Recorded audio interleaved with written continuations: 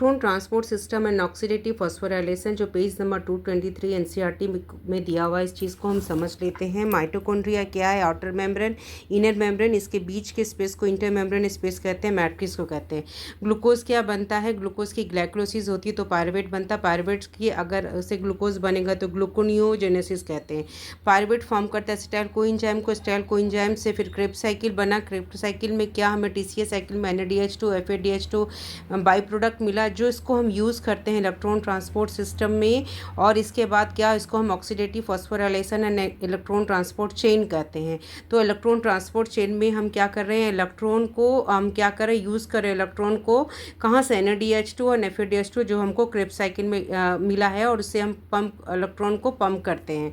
अब इस चीज़ को समझते हैं। यहाँ पे क्या है, 4 कम्प्लेक्सेस है और 5वां जो है उसको ATP सिंथेज कहते हैं। पहला जो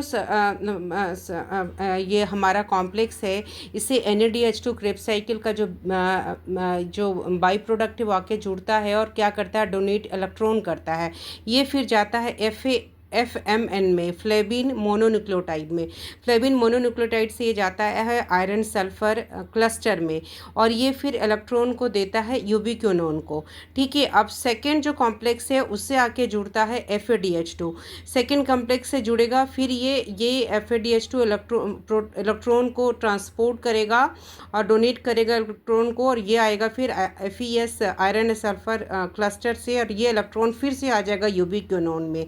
अब यूबिक्विनोन से इलेक्ट्रॉन आ जाएगा थर्ड कॉम्प्लेक्स में, जिसका नाम है साइटोक्रोम BC1 कॉम्प्लेक्स, और ये फिर जाएगा थर्ड कॉम्प्लेक्स से साइटोक्रोम B। साइटोक्रोम B से फिर iron sulphur cluster and then cytochrome C में। फिर इलेक्ट्रॉन ये चला गया साइटोक्रोम C से, साइटोक्रोम C से ये इलेक्ट्रॉन आ जाएगा फोर्थ कॉम्प्लेक्स में जो है साइटोक्रोम A, साइटोक्रोम A3।